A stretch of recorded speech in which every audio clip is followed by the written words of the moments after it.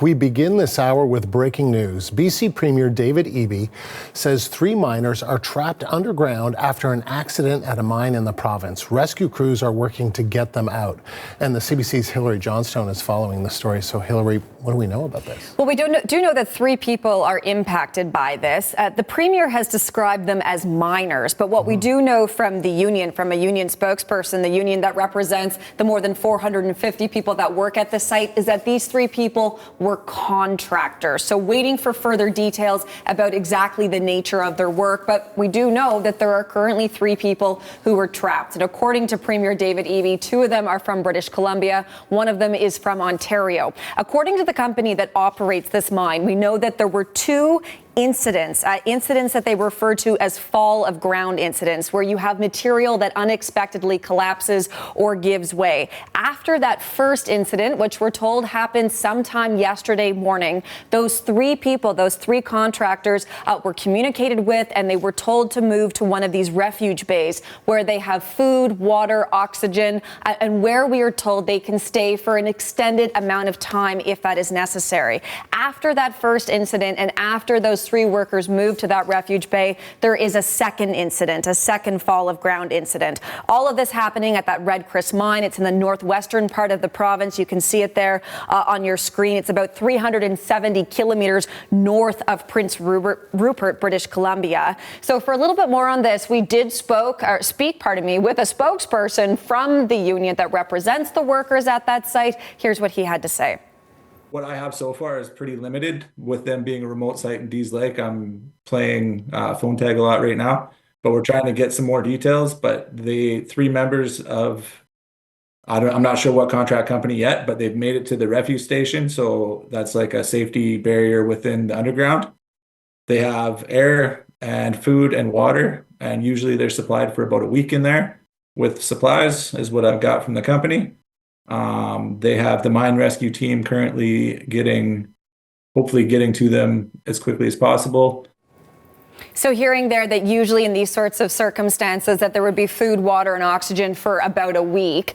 We did, of course, hear earlier on from Premier David Eby on all of this. Here's what he had to say. There are 3 miners that are currently trapped underground. They are, to the best of our knowledge, uninjured and in a refuge area. There was early communication with the company. The company is working with our world-leading mining rescue teams. BC miners are the best in the world. Our rescue teams are exceptional, and they will be working overtime to bring these workers home safely to their families. Okay, so hearing there, of course, Andrew, from the Premier, that they are currently working to try and free those 3 people who are trapped. And what are we hearing from the operator of this mine? Well, they do say that they're working with other nearby sites to try and get rescue teams to that area. And in a statement, they also go on to say that all emergency response protocols were activated immediately. In this statement, Newmont, which is the company that does operate this site, also says that it's actively assessing all methods and technologies available to restore communication and safely bring our team members to the surface. Because, of course, like we've been saying, Andrew, it really is communication that's now the concern. Yes, you have people trapped, but we do know from the statement from the company that communications were also limited with those 3 trapped people. Hilary, thank you. The CBC's Hilary Johnstone. For more on what the rescue efforts may look like, I want to welcome Shawn Rideout. He is the Chief Mining Rescue Officer at Workplace Safety North, and he joins us today from Sudbury, Ontario. Shawn, appreciate you taking the time. Thank you. Oh, my pleasure. So can you walk us through what typically happens during a mining rescue operation like this? So one of the most important things is right at the beginning is to gather the facts of the incident and know the hazards that exist, so that when rescue efforts are conducted and mine rescue teams are sent to assist, there's not cause for further injury, right? The last thing we want to do is injure any of the mine rescue teams that are going down to perform the rescue effort. So the information gathering is a big step, and getting the proper equipment and necessary personnel to the site to begin performing a rescue. So based on the information that we have is that there were 2 incidents, fall of ground incidents. There was one, the miners were told to go to this refuge area, and there was communication with them. They were uninjured. Now they're presumably still in that area, and now there's no communication or limited communication with them. So what does that tell you anything about the circumstances in which they find themselves? Yeah, so it's very positive if they did make it to the refuge station. Refuge stations are safe havens underground, so it's an area that is very secure for the employees to be in. And it's not untypical to lose communications during an emergency. So when you have damage to the infrastructure, it's pretty common to lose communications. As you know, communication cables and stuff are pretty sensitive equipment. So in an event such as a fall of ground, that is a pretty common thing to take place. So not uncommon. Like I say, the very positive news is if they're in the refuge station, they're likely very safe in there. Okay, so we understand the miners are in that refuge station. We understand there's about a week's worth of air, water, food. I mean, what does that tell you in terms of, the clock ticking on a rescue operation that obviously needs to happen sooner rather than later?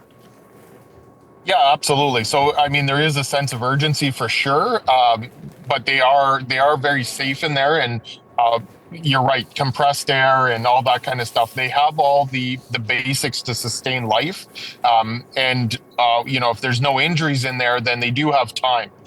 So it's important that Newmont is a very good company. We used to work with Newmont a lot here in Ontario, and there's a lot of expertise and a lot of experience within that organization. So they're gonna do everything they need to do to make sure that this rescue is performed safely and effectively. So very, very positive news coming out of that.